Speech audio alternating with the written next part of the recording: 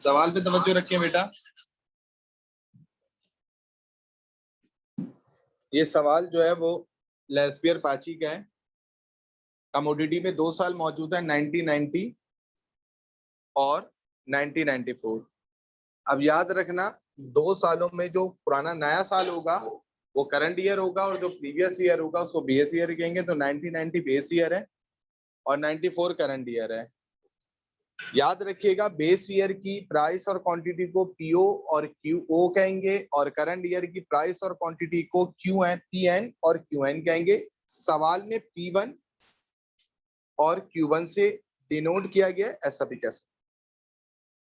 अब फार्मूले पे तवज्जो रखिएगा। लेस्पियर का फार्मूला देखें, summation P1 QO divided by summation PO QO चाहिए। तो सबसे पहले मैं PO QO निकालूंगा, जस्ट लाइक मैं इसको 1 कह रहा हूं, इसको 2 कह रहा हूं, और यहां देखिएगा मैंने इनको 1 2 कहा। इसका मतलब है PO QO को मल्टीप्लाई करेंगे तो PO QO का कॉलम बन जाएगा। PO की पहली वैल्यू है 3.60 मल्टीप्लाई बाय 20 72। मेरी रिक्वेस्ट है बेटा, जब आप PO Q निकालें तो बकिया इन दोनों कॉलम्स को खुदा के वास्ते हाइड कर दें पेंसिल से या स्केल से। अब आप देखें, आपके सामने सिर्फ 2 ही कॉलम नजर हैं। PO Q 3.60 को 20 से करें 72, 1.8 को 30 से करें 54, 8 को 50 से करें 400, और 2.50 को 100 से करेंगे 250। ठीक है। फिर दूसरा कॉलम देखें सवाल में, P1 QO।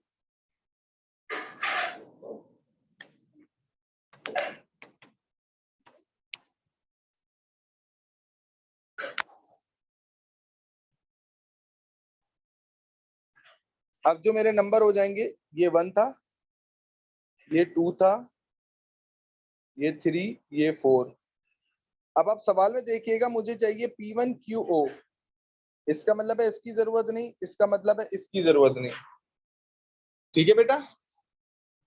तो P1 QO को मल्टीप्लाई करेंगे तो 5.2 को 20 से करेंगे तो चेक कर लीजिए 104, 2.40 को 30 से करेंगे तो 72,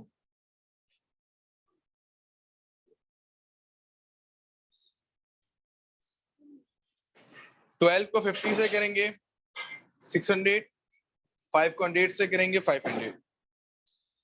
दोनों कॉलम आपके पास सम आ चुके हैं। वैल्यू को फार्मूले में पुट करें। ये समेशन P1 QO है, ये समेशन PO QO है, तो डिवाइड करें, 100 से मल्टीप्लाई करें, पहला काम हो गया।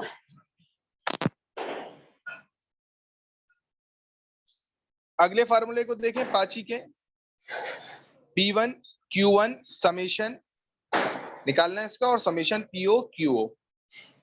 तो देखें, समेशन PO QO पहले हम निकालेंगे। तो PO Q के लिए कॉलम 1 और कॉलम 4 की जरूरत है। इन दोनों को हाइड कर दिएगा बेटा। निकाल रहे हैं ये 3.60 को 15 से करेंगे 54, 1.8 को 25 से करेंगे 45, 8 को 40 से करेंगे 320, 2.5 को 60 से करेंगे 150। समेशन आ गया। फिर समेशन P1 Q1 करेंगे बेटा।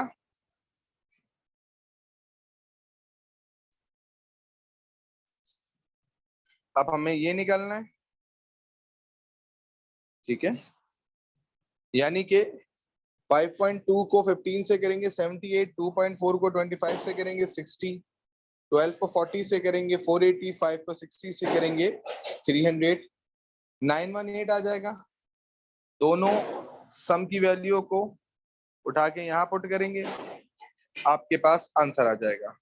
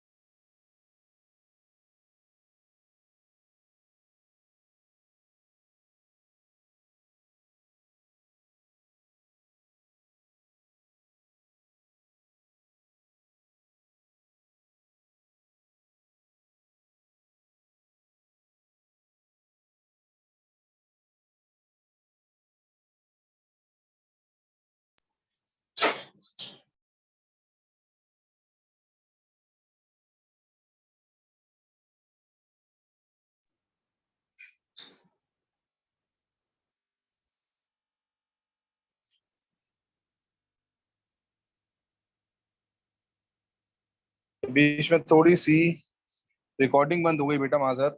मैं बोलता रहा, मुझे पता नहीं चला रिकॉर्डिंग बनती है यहाँ पे।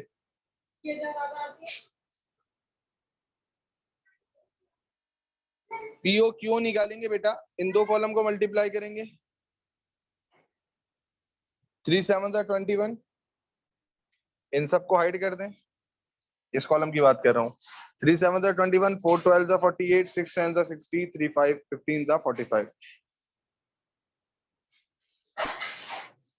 जब बात करूंगा मैं P1 QO की, इन दो कॉलम को हाइड करते हैं। 4 7 28, 12 6 48, 10 5 50 और 15 2 30। जब बात करूंगा मैं PO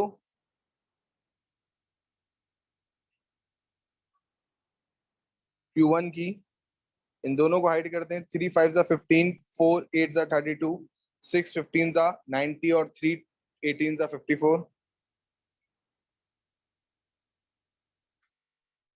और अब जब मैं बात करूंगा P1 Q1 की, तो 4 5 20, 6 8 48, 5 15 75 और 2 8 36। इन सबको सम कर लेंगे। ये चारों फार्मूले मुझे, ये चारों कॉलम की जो सम है, मुझे अभी जरूरत पड़ेगी जब मैं मीन मीडियन मॉड, अभी सॉरी लेफ्ट बाजी फिशन निकालूंगा।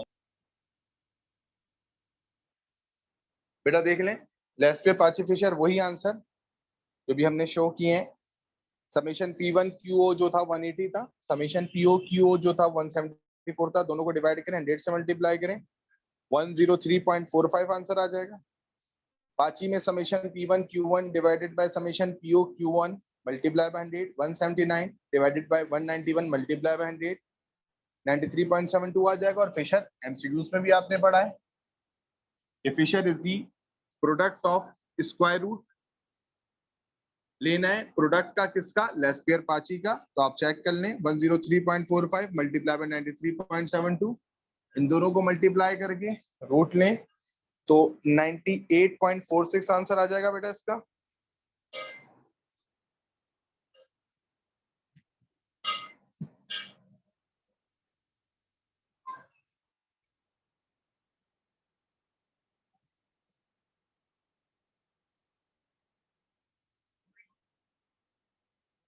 बेटा ये मॉडल पेपर के एमसीक्यूज हैं, ऑलमोस्ट सारे एमसीक्यूज जो हैं वो पास पेपर वाले ही हैं। कैरेक्टरिस्टिक्स ऑफ सैंपल, स्टैटिस्टिक्स कहते हैं। सम ऑफ रिलेटिव फ्रीक्वेंसी 1 होता है। मैंने क्लास में भी जब आप लोग को सवाल कराया था तो मैंने बोला था कि जो रिलेटिव फ्रीक्वेंसी का टोटल आया उसको ऐड कर लो, 1 आएगा। Histogram is a graph of frequency distribution, cumulative frequency का औगिफ होता है। सर्कुलर डायग्राम पाई चार्ट होती है। Summation x minus 20 is equal to 0। आपको पता है ये पास पेपर का एमसीक्यूज है कि अगर डेटा का तमाम वैल्यूज को किसी एक फिक्स नंबर से माइनस करें और माइनस करने के बाद तमाम वैल्यूज का सम जो है वो अगर 0 आ जाए तो समझ जाइएगा वो जो नंबर हमने तमाम वैल्यू से माइनस किया वो मीन होगा। तो x माइनस 20 का जो समेशन है वो 0 आ रहा है, तो इसका मतलब है 20 is the mean. Median of the data, इसको अरेंज करेंगे, -2 0 2, 3 वैल्यूज हैं, n+1/2 का फॉर्मूला लगेगा, 3+1/2, 4/2 का मतलब सेकंड वैल्यू 0 है, तो मीडियन जो है वो सेकंड हो जाएगा। Index number, more than 1 commodity composite है, पास पेपर के एमसीक्यूज हैं। Base year index number, base year weighted index number, अभी आपने वीडियो में देखा भी होगा इससे पहले, लेस्पियर को कहते हैं। Current year weighted index number जो होता है वो पाची होता है, और जो आइडियल होता है वो फिशर होता है। वैल्यू ऑफ 0 फैक्टोरियल 1 होता है। दो इवेंट अगर साथ नहीं आ सकते म्यूचुअली एक्सक्लूसिव तो इनका इंटरसेक्शन 0 होगा। ठीक है, जैसे आप रिकॉल करें सम, जब मैंने 2 डाइस पढ़ाया था प्रोबेबिलिटी सम 7 और 9 में, मैंने आप लोग को पूरा फॉर्मूला लिख के दिखाया था कि कोई भी जगह ऐसी नहीं है जहां पर सम 7 हो और वहीं पर सम 9 हो तो वो 0 होता है। क्योंकि सम 7 और सम 9 दोनों इवेंट जो है वो 2 डाइस में एक दूसरे के म्यूचुअली एक्सक्लूसिव में दोनों साथ नहीं आ सकते, तो उनका इंटरसेक्शन 0 होगा। सिमेट्रिकल डिस्ट्रीब्यूशन में मीन मॉड मीडियन तीनों बराबर होते हैं। जब मीन मॉड 6 है तो मीडियन भी 6 होगा। मोस्ट रिपीटेड वैल्यू मॉड को कहते हैं। The last cumulative frequency distribution is equal to 100। मैंने अभी जो आपको वीडियो भेजी है क्यूमुलेटिव फ्रीक्वेंसी की, उसमें जब आप चेक करेंगे तो आप देखेंगे कि क्यूमुलेटिव फ्रीक्वेंसी लेस देन का जो आंसर आएगा वही क्यूमुलेटिव फ्रीक्वेंसी का होता है। जो आखिरी क्यूमुलेटिव फ्रीक्वेंसी का आंसर होगा वही समेशन एफ होता है। ठीक है, मैं फिर रिपीट कर दूं, last cumulative frequency of a frequency distribution is equal to summation है, पहला option. Base year index number is always 100। किसी भी आप सवाल को पढ़ लें, चाहे लिंक रिलेटिव देख लें, चाहे फिक्स बेस ईयर देख लें। Total probability relating to a sample space is equal to 1, क्योंकि प्रोबेबिलिटी की रेंज 0 से 1 चलती है। P A complement is equal to 1 minus P A, क्योंकि P A plus P A complement is equal to 1 होता है।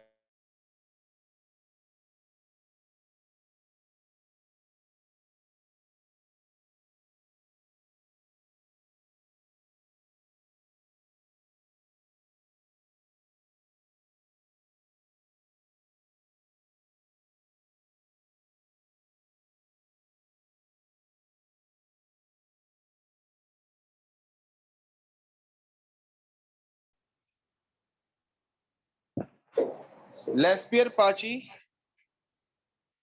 और फिशर का जो आंसर है, लेस्पियर 40% है, पाची 90%, दोनों को मल्टीप्लाई करें और स्क्वायर रूट लें तो 3640 मल्टीप्लाई बाय 90, 3600 का रूट लेंगे तो 60%। Number of members of a family discrete होता है, 5C1 का आंसर 5 आएगा। Mean of 10 values is 5, then sum of values, तो x bar is equal to summation x upon n, x bar 5 n 10, तो 5 10 50 हो जाएगा। When base period goes on changes, तो इसको क्या कहते हैं, चेन बेस इंडेक्स कहते हैं। आई होप कि आप में से किसी को प्रॉब्लम नहीं होगी अब।